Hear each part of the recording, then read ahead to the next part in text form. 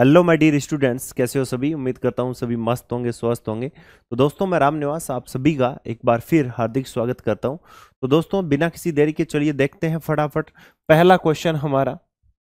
Question number 1 कह रहा है simple interest and compound interest compounding annually on a principal at a certain rate of interest for 2 years is 1600 and 1760 respectively. What is the principal? कर मूलधन पर 2 वर्ष के लिए एक निश्चित ब्याज पर साधारण ब्याज और चक्रवृद्धि ब्याज क्रमशः कितना है? 1600 और 1760। तो मूलधन क्या है? एकदम सिंपल क्वेश्चन, आसान क्वेश्चन। ध्यान रखना, जब भी 2 साल की बात होती है एक चीज ध्यान रखना, यहां पर प्रिंसिपल होगा। ये फर्स्ट ईयर की बात होती है, सेकंड ईयर की बात होती है। पहले साल जो अमाउंट आता है उसको एक्स बोल देंगे, दूसरे साल भी प्रिंसिपल लगने वाला एक्स हो जाएगा। उसके बाद पहले साल के जो ब्याज इन इंटरेस्ट पर लगने वाले इंटरेस्ट को हम क्या बोल देते हैं? वाई बोल देते हैं। ठीक है। अब एक चीज हमेशा ध्यान में रखना कि ये जो होता है ये आपका क्या होगा? टोटल आपका एसआई। इसको हम क्या बोलेंगे भाई? एसआई बोलेंगे। तो एसआई कितना है? आपने कहा सर 1600। क्लियर। और ये आपका टोटल कंप्लीट पूरा कितना हो जाएगा? आपने कहा सर सीआई। और सीआई कितना हो गया? आपने कहा सर 1760 हो जाएगा। ठीक है। तो ये हमारे पास में क्या आता है? हमेशा सीआई माइनस का एसआई आता है, ये डिफरेंस होता है। तो ये टोटल कितना आ जाएगा भाई? 1760 माइनस 1600 कितना हो गया? आपने कहा सर 160। और ये किस पर लगने वाला होता है? हमेशा 1 साल पर लगने वाला इंटरेस्ट होता है। 1 साल के इंटरेस्ट पर लगने वाला इंटरेस्ट होता है। इसका मतलब ये तो सिंपल इंटरेस्ट में 2 साल का इंटरेस्ट है, तो हमेशा आपको रेट निकालनी है। तो 1 साल का कितना हो गया? आपने कहा सर 800। उस पर कितना लग रहा है? जो डिफरेंस होता है दोनों का, जो डिफरेंस है इसको ऊपर लिख दो और इधर कितना कर दो आपको? 100। तो कितना आ गया? 20%। रेट कितनी है? 20%। ठीक है। अब आपसे पूछा कि बताइए मूलधन क्या है। तो सोचो एक बात बताओ कि जब आपका टोटल कितना दिया? 20% और हमें क्या निकालना है? प्रिंसिपल। तो इसका मतलब ये हो जाएगा कि भाई प्रिंसिपल का जो 20% है वो कितना है भाई? आपने कहा सर 800। 1 साल का कितना हो गया? 800 ही होगा ना। इधर कितना हो गया? 800। इधर भी कितना हो गया? 800। तो इसका मतलब ये हो गया भाई प्रिंसिपल कितना हो जाएगा? अब 1/5 है ना, इस साइड चला जाएगा। तो इसका मतलब ये कितना हो गया? 4000। यानी प्रिंसिपल कितना हो गया? 4000। यानी डी ऑप्शन आपका करेक्ट आंसर बन जाएगा। क्लियर है? समझ में आ गई बात। चलिए नेक्स्ट क्वेश्चन देखते हैं। इसमें हमें क्या दे? What is the value of this expression? cos 50 plus A minus sine 40 minus A upon cos 40 और sec 40। तो आप यहां पर देखो कि मैं अगर ए की वैल्यू कितनी रख दूं भाई? 40 डिग्री। तो एक बात बताओ कितना हो गया? आपने कहा सर cos 90 और माइनस कितना हो गया? आपने कहा सर साइन 0। नीचे क्या होगा? साइन और कोस एक दूसरे के अपोजिट होते हैं तो 1 हो जाएगा। आपको पता होना चाहिए ऊपर साइन कोस 90 का मतलब होता है 0 और इधर भी क्या है? 0। इसका मतलब आंसर आपका क्या आ गया भाई? 0। यानी डी ऑप्शन आपका आंसर हो जाएगा। एकदम सिंपल क्वेश्चन है। चलिए अब इस क्वेश्चन की बात कर लेते हैं। इसमें आपको क्या दिया है? आपसे बोला a माइनस बी और ये आपका a प्लस बी है। ठीक है। ये मतलब पहले b पहले लिख दिया, a बाद में लिख दिया, कोई फर्क नहीं पड़ता। तो ये क्या हो जाएगा? आपने कहा सर ए स्क्वायर माइनस बी स्क्वायर। ठीक है। ये दोनों क्या बन जाएंगे? ए स्क्वायर माइनस बी स्क्वायर। ये दोनों मल्टीप्लाई हो जाएंगे। तो आप फिर देखो ये कन्वर्ट होके दोनों क्या बन जाएंगे? आपने कहा सर a⁴ माइनस b⁴ बनेंगे। क्लियर। अब मैंने क्या किया? फाइनली इन दोनों को यहां पर 2 मैंने कॉमन ले लिया। तो a⁴ प्लस b⁴ और क्या? a⁴ माइनस b⁴ मल्टीप्लाई कर दो तो 2 a⁸ माइनस b⁸ आ जाएगा। ठीक है। ऐसा कहीं ऑप्शन दिख रहा है? बिल्कुल सी ऑप्शन आपका करेक्ट आंसर हो जाता है। क्लियर है? चलिए इस क्वेश्चन पर आ जाइए। आपसे क्या करा है? In triangle PQR PQ10 QR12 and the semi perimeter is 17 centimetre, what is the length of PR? एक त्रिभुज PQR में PQ 10 सेंटीमीटर है।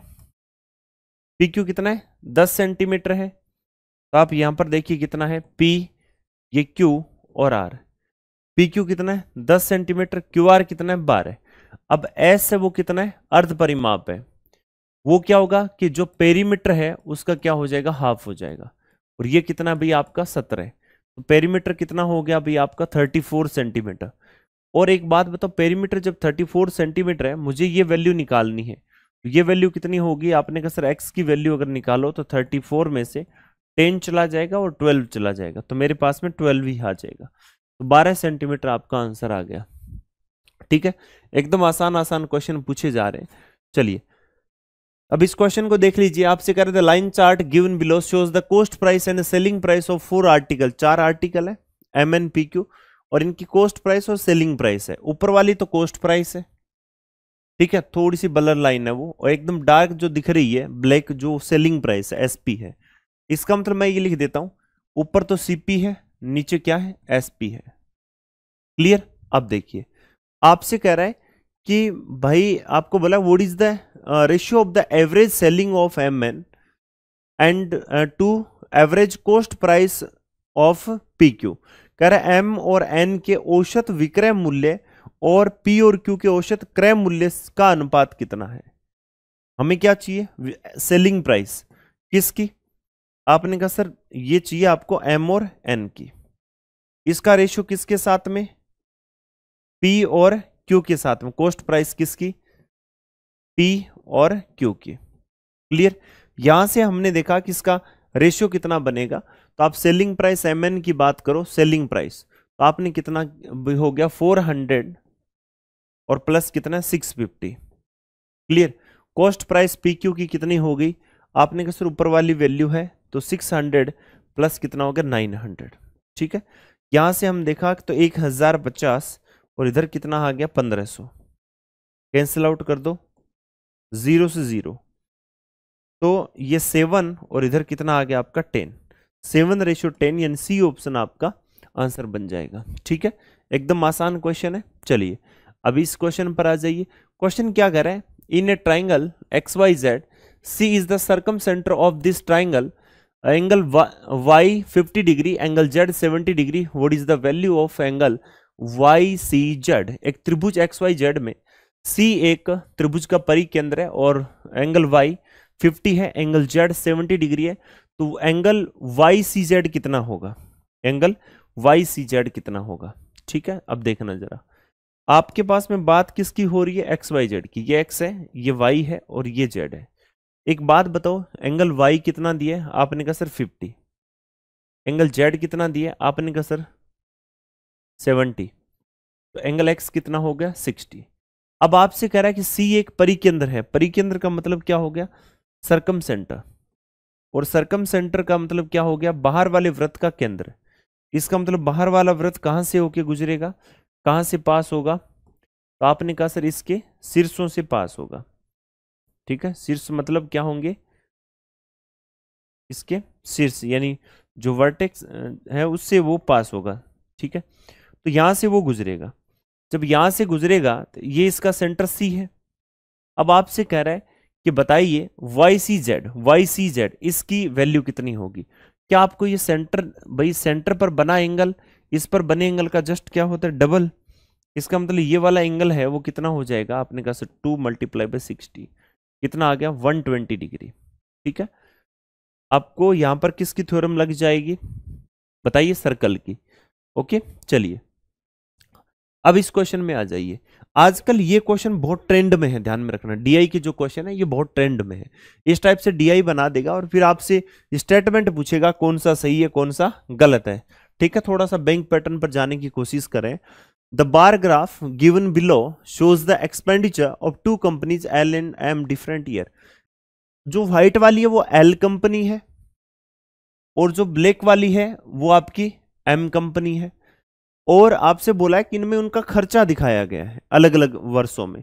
ठीक है, ये Y1 Y2 Y3 Y4 Y5 यानी 5 सालों में अलग अलग खर्चा दिखाया। फिर आपसे पहला क्या कह रहा है? पहला स्टेटमेंट क्या है? कह रहा है expenditure of company L in Y2 में कंपनी एल का एक्सपेंडिचर पहले स्टेटमेंट के अकॉर्डिंग कितना है? 400 is 33.33% of the expenditure of M in Y3।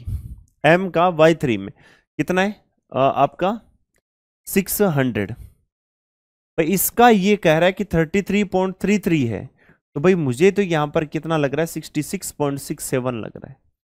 ठीक है, इतना परसेंट ये बताया था। कह रहा है Y2 वर्ष में कंपनी एल का खर्चा Y3 कंपनी में वर्ष में M के खर्चे का 33.33% है, तो ये बात तो इसकी गलत है, इसने गलत बात कर दी। हाँ, ये बोलता इतना कम है तो बात सही थी। Y5 वर्ष में कंपनी M का खर्चा, Y5 में M का खर्चा कितना है भाई? 300। Y4 वर्ष में कंपनी L के खर्चे का 100% है। Y4 में कंपनी L, Y4 में कंपनी L, L का भी कितना? 300 है, तो 100% है, तो बात इसकी 100% सही है। बताइए, ठीक है। इसका मतलब सेकंड स्टेटमेंट क्या है? सही है, सी ऑप्शन आपका राइट होगा। ओके, समझ में आ गई बात? एकदम आसान और सिंपल क्वेश्चन है। चलिए नेक्स्ट क्वेश्चन देखिए, और इसमें बताइए कि आपका आंसर क्या होगा। आपसे क्या बोलता है? Following table shows the expenditure of a family from year 2020 to 2022। What is the average amount of expenses on interest on loan in this period of time. कह रहा है तालिका में 2020 से 2022 तक परिवार का खर्चा है, 2020 से 2022 तक। तो कह रहा है कि इस समयावधि में ऋण के ब्याज, है ना, ऋण के ब्याज का मतलब है expenses on interest, amount of expenses on interest, ठीक है। तो यहां पर इंटरेस्ट ऑन लोन्स दिया है और ये अमाउंट इसके पास में है, ठीक है। कह रहा है कि उनकी औसत धनराशि कितनी है, औसत एवरेज कितना है। इसका मतलब ये तो 1 लाख है, 96,000, 86,000, तो ये 3 लाख होने में कितना हजार कम पड़ रहा है? 4,000 और 14,000, ठीक है। 4 और 14 कितना कम पड़ गया भाई? 18। इसका मतलब ये कितना हो गया? 2,82,000 हो गया, और हमें इनका निकालना है एवरेज। तो एवरेज देख लीजिए कितना आ जाएगा। तो आपने यहां मल्टीप्लाई किया तो 3 और फिर कितना? 4, 94,000। एवरेज कितना? 94, ठीक है। ए ऑप्शन आपका करेक्ट आंसर है। चलिए इस क्वेश्चन को देखिए, यह भी एक इजी और आसान क्वेश्चन है। आपसे पूछा कि 10a plus sec equals to k। देखिए एक्चुअली में आपको पता है sec प्लस 10a की बात आ जाए, ये फॉर्मेट तो सबको पता है क्या होता है k। अगर मान लो ऐसा दिया हो, तो अगर ये क्या करता है आजकल थोड़ा सा चेंज करने लग गया, 10 को पहले लिखने लग गया ताकि हर किसी की नजर ना पड़े इस पर। तो आपने क्या किया कि sec माइनस इसको मैं क्या कर दूं भाई? 10a, तो ये 1/k होता है, सबको पता है। यहां से इसको कैंसिल आउट कर देंगे, ये कितना हो गया? 2 sec। जब ऐड कर दिया तो ये आ गया k प्लस 1/k। क्लियर? तो यहां पर sec की वैल्यू कितनी आ गई? आपने कहा सर ये बन गया k² प्लस 1/k यानी 2k, ठीक है। और आप देखिए cos a इसका बनाऊं, अगर cos से पूछता तो आप कहते 2k/k² प्लस का 1, ठीक है, 2k। लेकिन मुझे तो साइन ए निकालना है। क्या निकालना है? साइन ए। तो मैं आपको यहां पर थोड़ा सा हल्का सा बता देता हूं कि बेसिक क्वेश्चन पूछे जा रहे हैं, इसलिए मैं आपको यहां पर बताऊं कि पहली बात तो राइट एंगल ट्रायंगल बनाओ कि भाई क्वेश्चन में इसको कैसे करना होता है। आपको बात आई कोस की, तो कोस की बात आई तो हमेशा ये ध्यान में रखना है कि कोस क्या होता है? बेस अपॉन हाइपोटेनस होता है। साइन क्या होता है?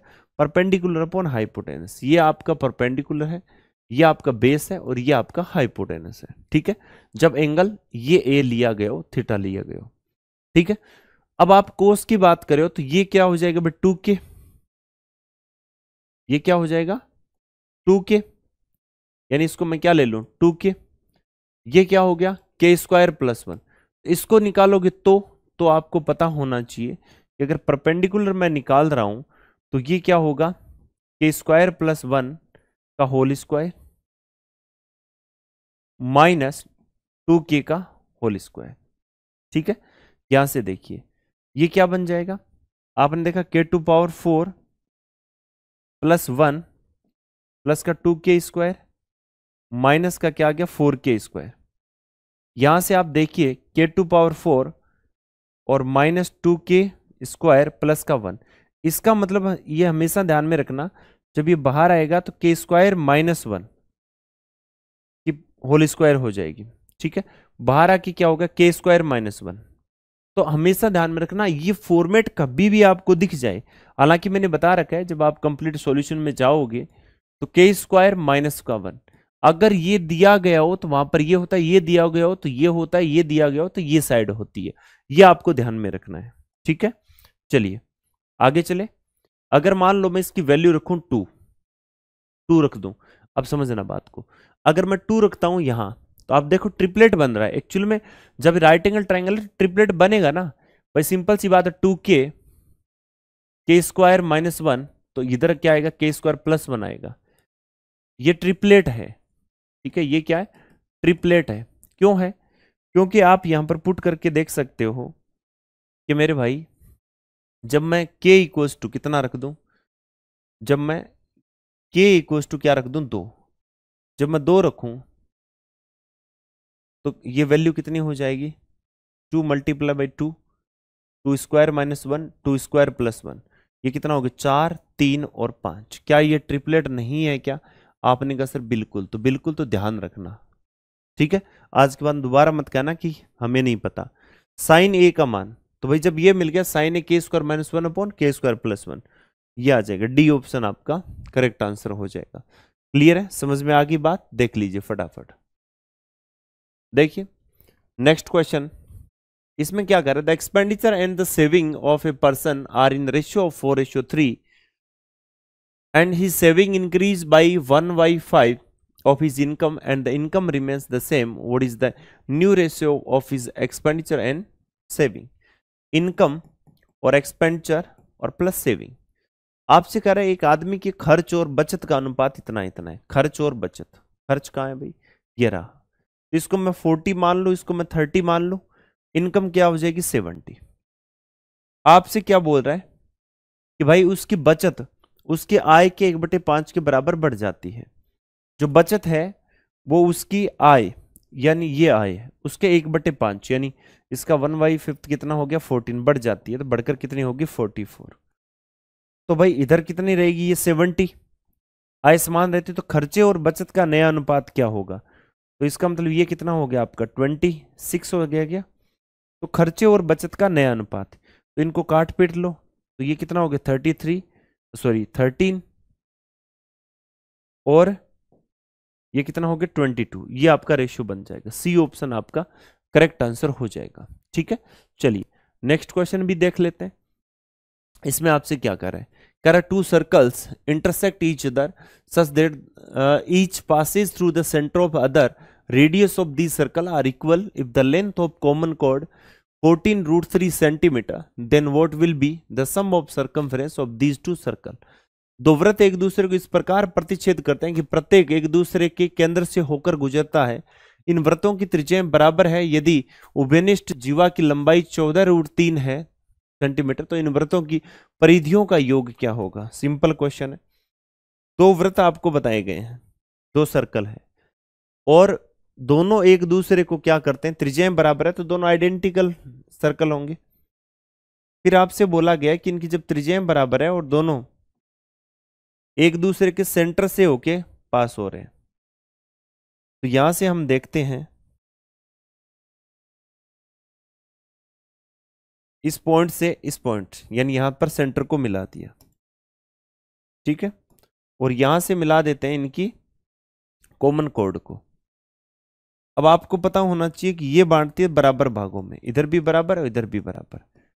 अब ये इसके सेंटर से, तो ये भी सेंटर से, तो ये टोटल आर ही तो है, ये भी आर है। इसका मतलब ये r/2, ये r/2। इधर लेंथ है वो कितनी है, आपने कहा सर r, ये भी कितनी है r, ये पूरा कितना है, तो ये जो कॉमन कॉर्ड है ये आपकी कितनी है, 14√3, तो 7√3 और 7√3। तो आपने कहा सर ये हो गया r, यानी ये 90 डिग्री होगा। तो आपने कहा सर r² = r² / 4 प्लस कितना हो गया, 49 × 3। इधर आ गया तो ये बन जाएगा 3r² / 4 = कितना हो गया, 49 × 3। 3 से 3 फ्री, तो r² कितना आ जाएगा, यानी r की वैल्यू कितनी आ गई आपकी, 7 × 2 यानी 14 सेंटीमीटर आपका r आ गया। अब आपसे पूछा कि दोनों की जो सरकमफ्रेंस है उनका योग क्या होगा, सम ऑफ सरकमफ्रेंसेस।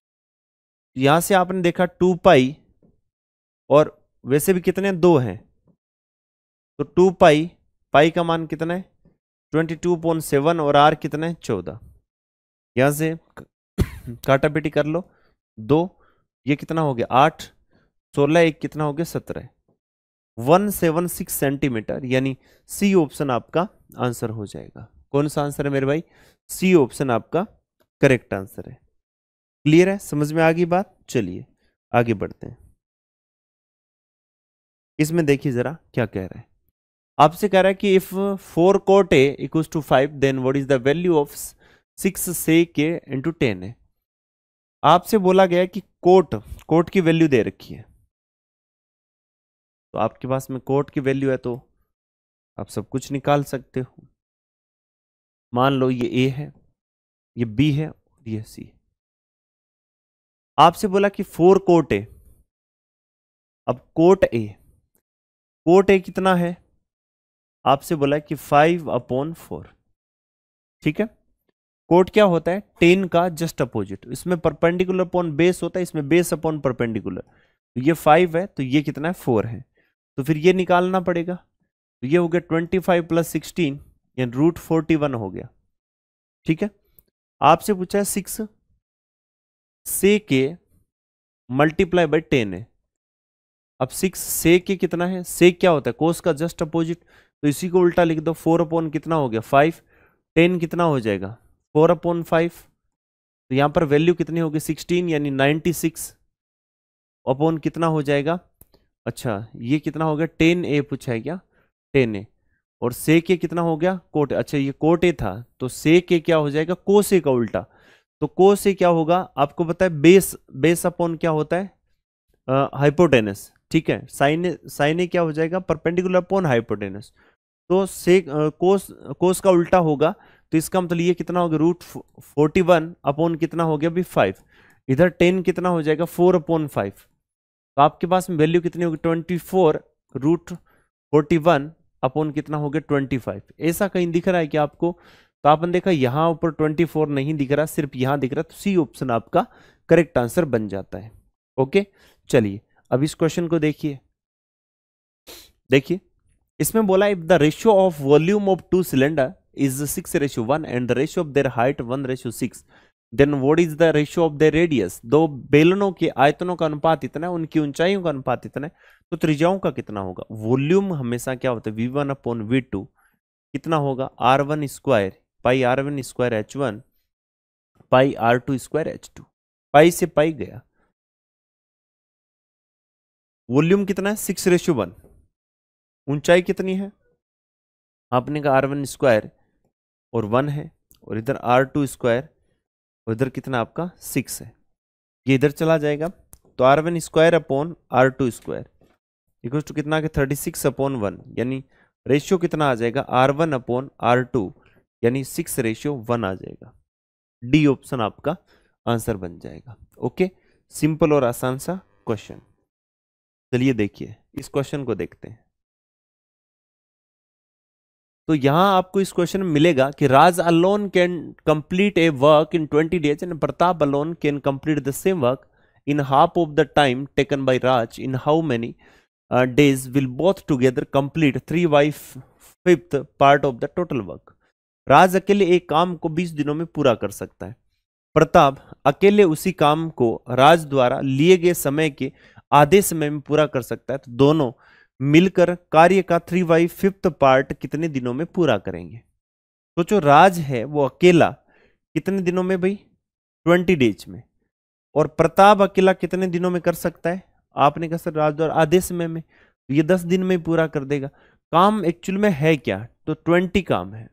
ठीक है, अब कोई चीज बनानी है, वो कितनी बनानी है 20 यहां पर एफिशिएंसी 1, यहां पर कितने 2, दोनों मिलकर इस काम का 3/5 पार्ट, इसका 3/5 पार्ट बनाना है।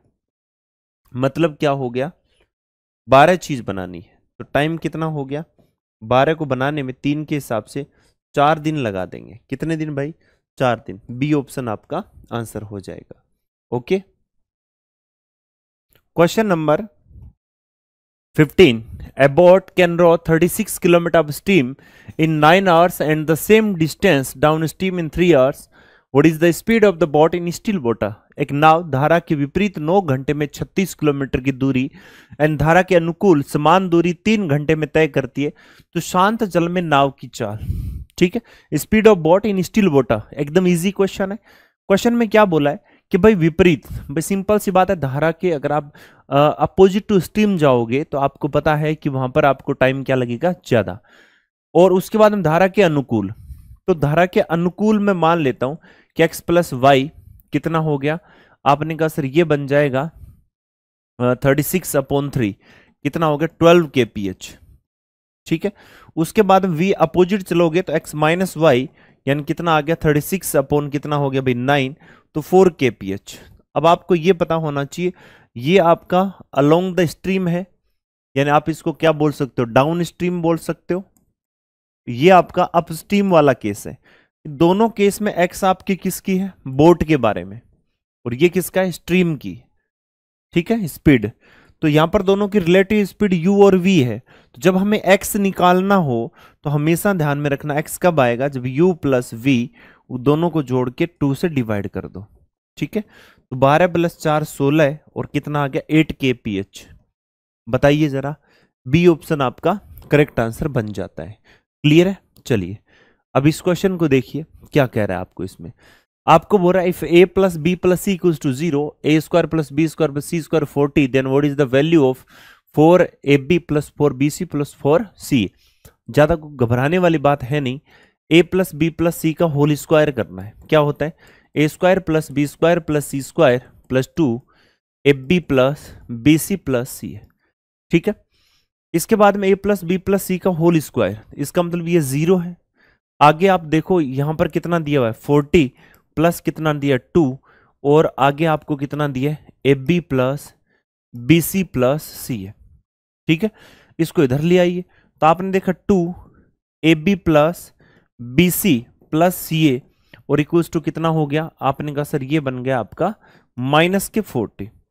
अब एक बात बताओ, ये 4 से अंदर मल्टीप्लाई हो रहा है तो 2 से मल्टीप्लाई कर दें तो इधर भी 2 से हो जाएगा, ये सारे 4ab बन जाएंगे, 4bc बन जाएगा और 4ca बन जाएगा, तो माइनस के 80 आ जाएगा, माइनस का 80 एंड डी ऑप्शन आपका करेक्ट आंसर है। एकदम सिंपल और आसान क्वेश्चन। ओके, चलिए अब आ जाते हैं इस क्वेश्चन पर। इसमें आपको क्या दिया है, कह रहा how many terms of the series, और सीरीज आपके पास में ये must be taken so that the sum of the old term is 45। कह रहा है कि भाई ये सीरीज है -9 -6 -3 एंड सो ऑन, ये चल रहा है। तो आपने यहां पर देखा कि सीरीज में कह रहा है कि सभी पदों का योग इतना हो जाना चाहिए। ठीक है, इसके लिए कितने पद लिए जाएं, मतलब n की वैल्यू, एक्चुअली में पदों की संख्या होती है, इसको हम बोलते हैं n टर्म। ठीक है, और इनका सम अगर निकालना हो, सम ऑफ n टर्म अगर आपको निकालना हो, वैसे तो कितना है 45, लेकिन वैसे क्या होता है फॉर्मूले में Sn, इसको n/2, उधर क्या हो जाएगा 2a और प्लस क्या हो जाएगा a-1 इंटू डी। ठीक है, ये क्या हो जाएगा, सॉरी n-1 इंटू डी। ठीक है, ये फॉर्मूला हो जाएगा, ध्यान में रखना भाई। अब आपने देखा यहां पर एक्चुअली में डी क्या, डी है कॉमन डिफरेंस, सार्वअंतर। तो डी कितना, सबके बीच में गैप कितना है 3 का। फर्स्ट टर्म ए क्या होती है, फर्स्ट टर्म कितनी है -9।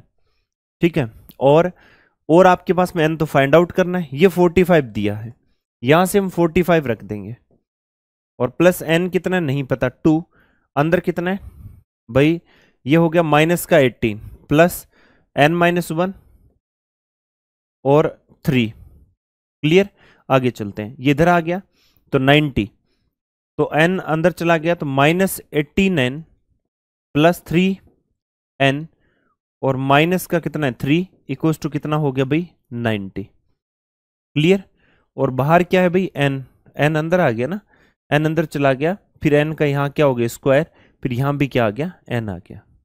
क्लियर, आगे चले तो हमने ये देखा कि ये बन गया आपका, यहां पर हमने देखा तो 3n स्क्वायर, ये क्या बनेगा भाई 3n square minus 21n equals to कितना है 90। तो n की वैल्यू अब यहां से ऑप्शन से उठा के रख दे, है ना। अगर मैं 11 रखूं तो यहां पर कितना हो गया, 1 to 1 मल्टीप्लाई तो 363, और माइनस यहां 11 रखूं तो 231, तो ये तो 90 तो इनके बीच में नहीं आ रहा। अगर 8 रख दें तो 8 रखने पर ये कितना हो गया, 168, और इधर कितना हो गया 64, और मल्टीप्लाई बाई 3, तो ये तो 90 डिफरेंस नहीं आ रहा। 10 रखूं तो 10 रखने पर कितना हो गया 300, और माइनस 10 रखूं तो 210 कितना आ रहा है 90। इसका मतलब बात यहां पर एकदम सेट है। कितने पर, n इक्वल्स टू जब 10 की बात हो जाए तो सी ऑप्शन आपका आंसर हो जाएगा। ठीक है, समझ में आ गई बात, एकदम इजी क्वेश्चन है। चलिए सेम ऐसा ही क्वेश्चन, इसमें आपसे बोला what is the sum of first 200 terms of the given series. 200 पदों तक का बताना है। अब आपके पास 1, 5, 6, 10, 11, 15, 16, तो आपने यहां देखा ये 5 के गैप में चल रहा है, तो क्यों ना मैं इनको ऐसे ले लूं 1, 6 फिर 11, तो ये सारा चल रहा है। ठीक है, एक सीरीज आपकी ये भी चल रही है, कौन सी है 5 + 10 प्लस का क्या है 15, क्लियर है, ये भी आपकी चल रही है। तो यहां हमने देखा कि भाई पीछे फॉर्मूला हमने पढ़ाई है लास्ट क्वेश्चन में, यहां वो अप्लाई कर दो n/2, टोटल कितने भाई 100 टर्म तो यहां है, और 100 टर्म में क्या होगी यहां होगी। तो हमने देखा ये हो गया 100/2, फर्स्ट कितना है एक ही है, आपका कितना था 2a, 2 × 1 प्लस n-1, तो ये कितना हो गया 100 - 1, और डिफरेंस कितना है 5 का, क्लियर। तो यहां पर भी क्या होगा, आपने कहा सर n/2 यानी 100/2, अंदर कितना आ गया 2 × 5 प्लस वही 100 - 1, और कितना आ जाएगा भाई 5। आगे देखिए हमारे पास, आपको पता है ये 50, ये 50 50 आ गया कॉमन। अब इसके अंदर क्या आएगा, आपने ये देखा कि सर ये जो बाहर जो वैल्यू है, यानी इसके अंदर जो वैल्यू है वो कितनी है, आपने कहा सर 2 + 99 × 5, प्लस ये भी बाहर चला गया था, यहां कितना आ गया भाई, ये आपकी वैल्यू हो जाती है 10 प्लस और कितना हो गया 99 × 5। ओके, अब देखिए ये वैल्यू आपकी यहां पर क्या बन गई 50, और अंदर कितना बन गया, आपने कहा सर ये वैल्यू यहां पर बन जाती है कि भाई ये बन गया 45 और 45, 995, तो 900, ये आपका बन गया 497, और प्लस ये कितना बन गया भाई 505, 505। इन दोनों को अगर मैं जोड़ दूं तो 50 × 1002 बन जाएगा। इसका मतलब 0, फिर 5 से मल्टीप्लाई करो 0, फिर कितना आ गया 10, फिर आपका अगेन कितना आ गया 0, फिर कितना आ गया 5। तो आपकी वैल्यू क्या होगी, सी ऑप्शन आंसर आ गया। ठीक है, दोनों सेम क्वेश्चन है, पीछे वाला भी ऐसा ही क्वेश्चन था। अब इस क्वेश्चन को देखिए, आपसे कह रहा है कि merchant allows in discount of 20% on mark price if he wants to earn a profit of 20%, then mark price will be how much % more than the cost price. एक व्यापारी अंकित मूल्य पर 20% की छूट देता है, 20% का लाभ अर्जित करना चाहता है, तो अंकित मूल्य क्रय मूल्य से कितने प्रतिशत अधिक होगा। सीपी और एमपी की बात, रिलेशन आपको पता होगा, जब डिस्काउंट दिया हो तो 100 माइनस डिस्काउंट कर दो, प्रॉफिट आपको दिया है तो 100 प्लस प्रॉफिट कर दो एमपी के नीचे, और अगर लॉस दिया तो माइनस कर दो। यहां हो गया 80 और इधर कितना हो गया 120, रेशियो कितना आ गया 2:3 का। तो कितना बढ़ाकर अंकित किया है, आपने कहा सर 1, तो परसेंटेज इंक्रीमेंट ज्यादा कितना है, तो ये हो जाएगा आपका 50%। ठीक है, ए ऑप्शन आंसर हो जाएगा। क्लियर है, देखिए नेक्स्ट क्वेश्चन देख लीजिए, लगे हाथ। आपसे बोला है the radius of sphere is decreased by 10%, then volume of the sphere will be decreased by what %। एक गोले की त्रिज्या 10% कम कर दी जाए तो गोले का आयतन, तो आयतन पता होना चाहिए सबसे पहले, तो कितना होगा 4/3 πr3। इसका मतलब 4/3 कांस्टेंट है, तो volume directly proportional to r into r into r. 10% क्या कर दिया भाई, कम। 10% क्या कर दिया, कम कर दिया। इसका मतलब 1/10, ये कितना हो गया 9/10 मल्टीप्लाई बाई 9/10 मल्टीप्लाई बाई 9/10, तो 729 नीचे कितना आपका 1000। 1000 से आप क्या कितना हो रहा है भाई 729, इतना रह गया। कम कितना हो गया, आपने कहा सर इसको अगर हम देखें तो ये कितना बन गया भाई 2 और 7 1, इतना बन गया क्या 271। ठीक है, इसका मतलब ये कम जो डिफरेंस यहां पर कमी हुई है, इसको मैं पर 1000 अगर लूं तो ये 0 कैंसिल हो गया, तो 100 पर कितना आ गया भाई 72.9, तो कितना कम हो गया 27.1% की कमी हो गई।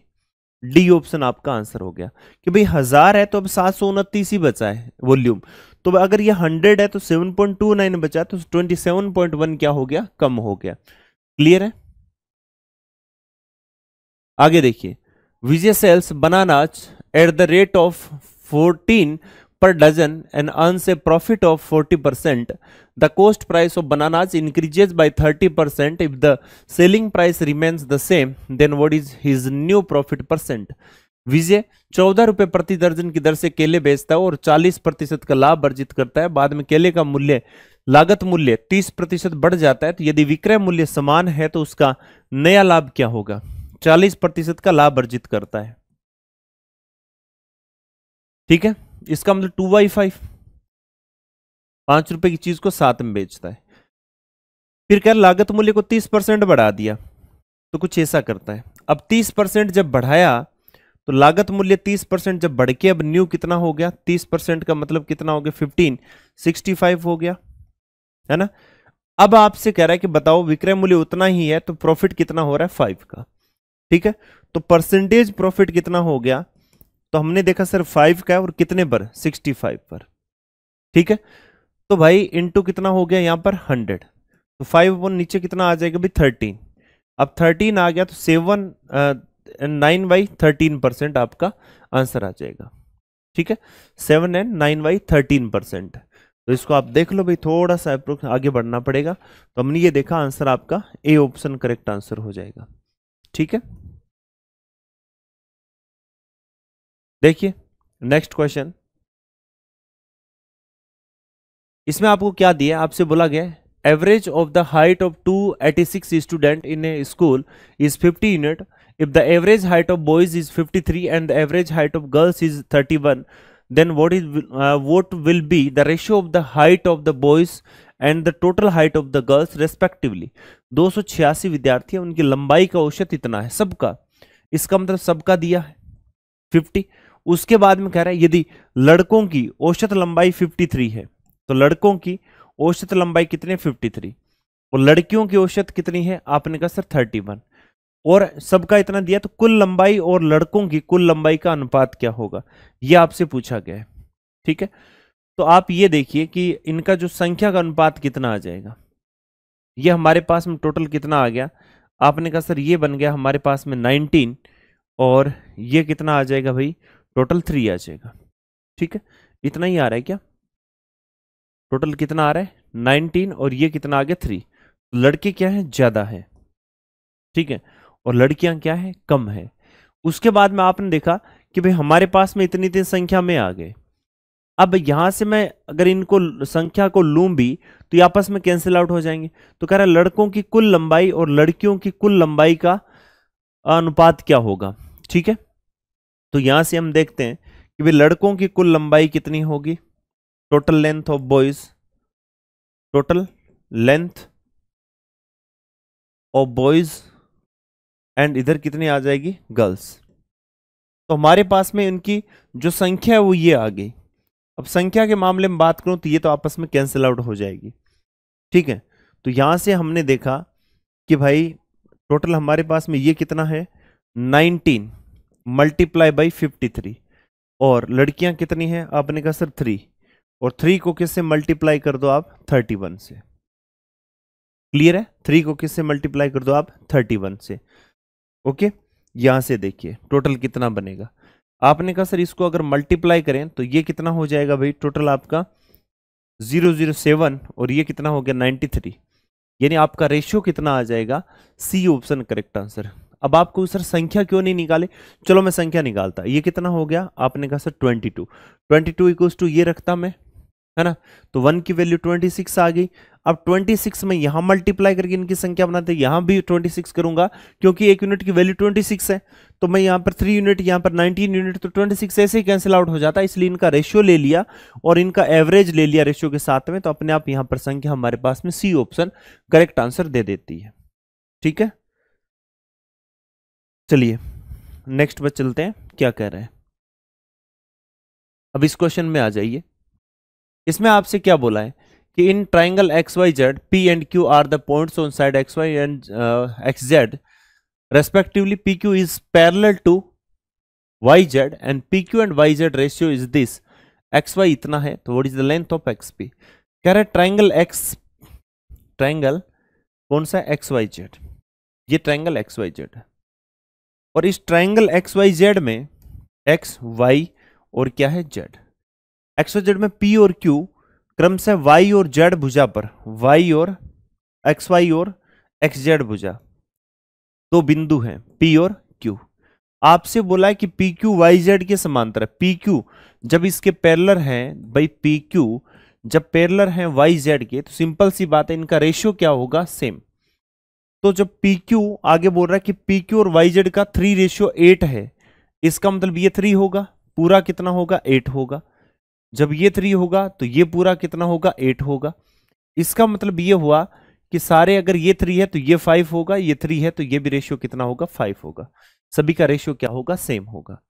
यदि एक्स वाई 88 है, एक्स वाई कितना है 88, तो एक्स वाई जब 88 है, एक्स वाई 88 है, 88 सेंटीमीटर, इसका टोटल कितना हो रहा है 8, 8 इक्वल्स टू 88 सेंटीमीटर, 1 की वैल्यू कितने 11 सेंटीमीटर, तो एक्सपी की लंबाई, एक्सपी यानी 3 की लंबाई, तो 33 सेंटीमीटर। ओके, सी ऑप्शन आपका करेक्ट आंसर बन जाता है।